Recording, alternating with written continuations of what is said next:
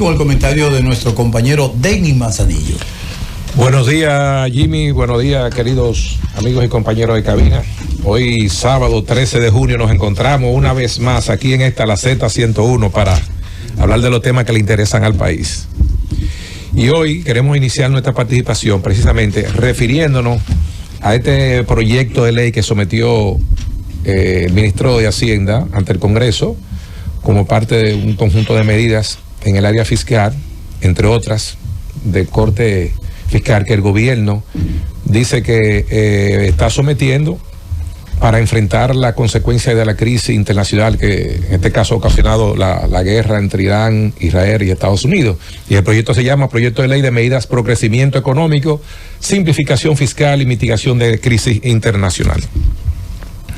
Hoy nos habrán notado que yo traje unos apuntes, traje el proyecto de ley y traje mi Biblia, de que siempre un código que me acompaña, que tengo años con él, que lo he dejado así, como si haya de tanto abrirlo, estudiarlo y anotarlo y verá con eso.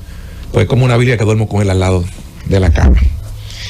Y ahora yo quisiera ver, porque cuando mi querido amigo, el ministro de Hacienda, Magín, que hemos trabajado juntos y que nos conocemos hace muchos años de que yo trabajaba en el Banco Central, porque también tuve la oportunidad de trabajar con el papá de Magín, el señor Morales, que en paz descanse, falleció allá hace unos años, y estudié también con Laura, la única hermana de Magín, hicimos una especialidad hace muchos años, en el año 92, juntos.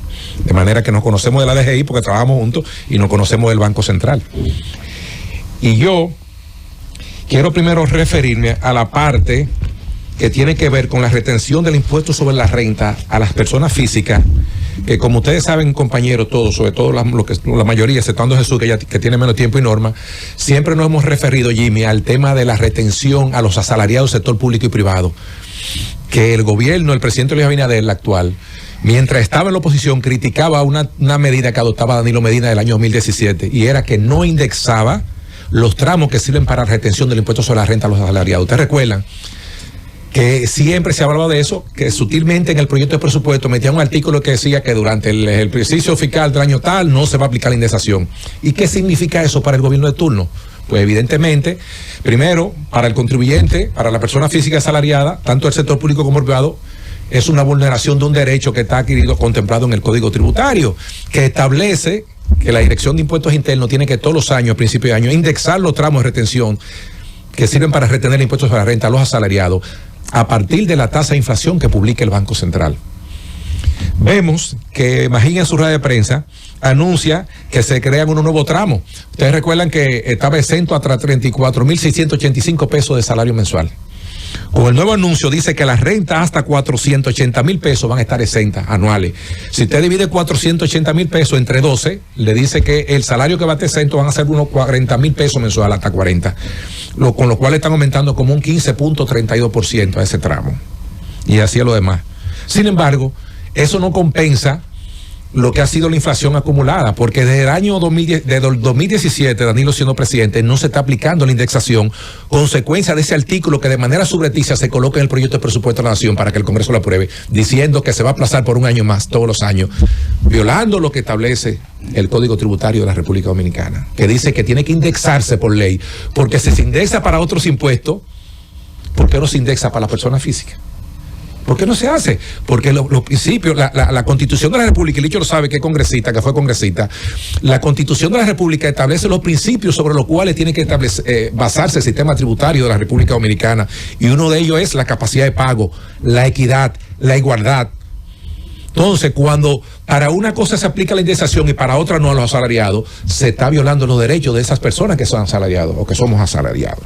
Entonces, ahora el nuevo tramo dice que hasta 480,000 te exento, que de 480,000 con un centavo hasta 685,000 pasa a un 15% del excedente de los 480,000. Después hay una nueva escala que dice que de 685,000 a 910,000, otra de 910,000 a 4.800.000, que es y por última, la última escala que se está agregando habla que es desde renta de 4.8 millones con un centavo en adelante, pagarán 1.048.250 pesos más el 27% del excedente. Entonces esa parte, el ajuste que debió plantearse en este proyecto debió ser mucho mayor. ¿Por qué? porque la inflación acumulada del 2017 al año actual, que van 9 años, está por encima del 30 o 35% acumulado. Si asumimos y partimos de una inflación acumulada de un 4 o un 5% anual, tomando en cuenta que serían casi 9 años, estaría por encima casi de los 40%. Eso deja por debajo. De manera tal que aún con este reconocimiento que está haciendo, la gente queda en una situación en donde sigue perdiendo poder adquisitivo, consecuencia de la no aplicación de la indexación establecida en el proyecto de Código Tributario.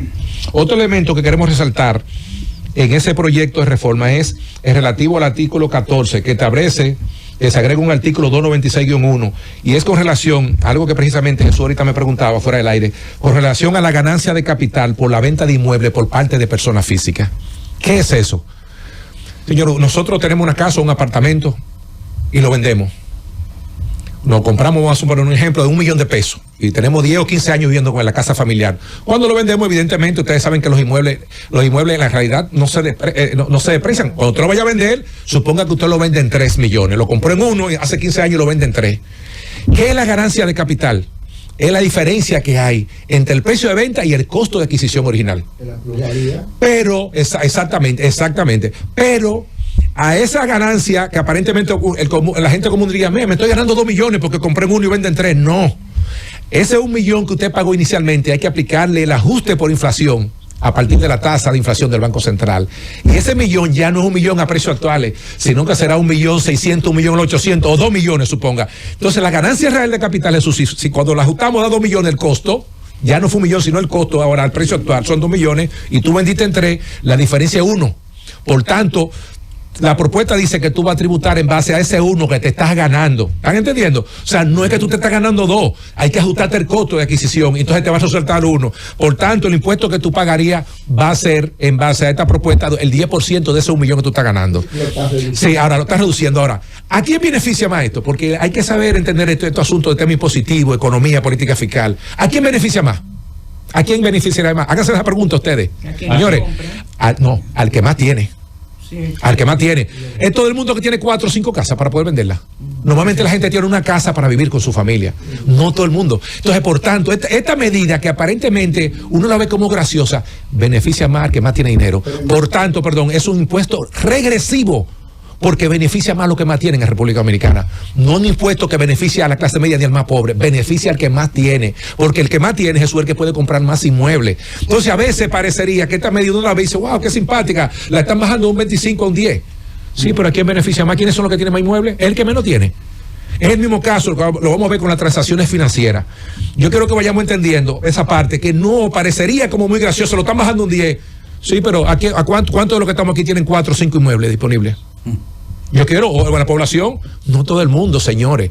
Beneficia más al que más tiene y por tanto es un impuesto regresivo. Los impuestos regresivos benefician a los ricos, no benefician a la clase media, a los pobres. Tenemos que tener claro eso. Por eso es que los impuestos, los gobiernos tienen que procurar tomar impuestos, adoptar medidas impositivas de carácter progresivo. Y si son progresivos significa que va a pagar más el que más tiene y que va a pagar menos el que menos tiene. Otro artículo que quiero hacer referencia es al artículo 17 de la propuesta, que modifique el artículo 309. ¿Y qué tiene el artículo 309 en el actual Código Tributario vigente? Tiene las diferentes tasas y agentes de retención para aquellas personas que venden bien o prestan servicio en relación de no dependencia. Entiéndase que no son empleados. Si yo le presto un servicio a Jesús, pero yo no soy empleado de Jesús, sino que yo le vendo mi servicio como técnico profesional, o le vendo un bien, entonces ese artículo establece cuáles son las retenciones que Jesús debería hacerme a mí como Jesús, partiendo de que es una empresa y que yo soy una persona física. Ahí también mi querido amigo el ministro Magín no dice nada de lo que se está haciendo. Sin embargo, ahí el gobierno precisamente está modificando toda la tasa, subiéndola, pero en la rueda de prensa Magín no la mencionó para nada. Por eso es que cuando los gobiernos anuncian proyectos de reforma fiscal, uno no se puede llevar necesariamente los anuncios, sino que yo espero que llegue al Congreso, y cuando esté en el Congreso yo la pido en el Congreso, porque lo que está en el Congreso, lo que se manda con un oficio al Congreso es lo que se va a discutir, y de ahí va a salir lo que se va a aprobar o se va a rechazar. Entonces, nada de esto se refiere en la rueda de prensa, y lo voy a decir rápidamente, Jimmy. ¿Cuáles son los aumentos que se están haciendo que no se refieren? Dice 15% sobre la suma pagada acreditada en cuenta por concepto de alquiler o arrendamiento de cualquier tipo de bienes muebles e inmuebles provisto por persona física, con o sin bienes muebles accesorios con carácter de pago único y definitivo. ¿Qué significa eso? Que si nosotros lo que estamos aquí le alquilamos a alguien un apartamento, o a una empresa o a una gente le alquilamos, nosotros de ese pago de alquiler que recibimos, el 15% tiene que entrar al impuesto interno como pago único y definitivo por concepto de impuestos a la renta. En la rueda de prensa no se mencionó nada de esto. Eso era un 10% y se aumentó a un 15%. Está aumentándosele un 50%.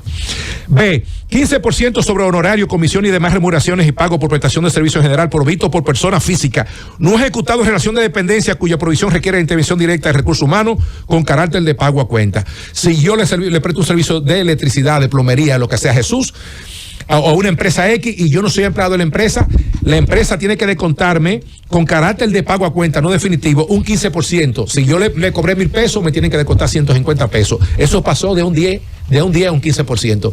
Lo están aumentando en la propuesta, no lo mencionaron en la rueda de prensa. C, 25% sobre premio ganancia obtenida en lotería, lo cual se mantiene igual. Eso está bien, se mantiene igual, además que eso es asunto de juego de azar.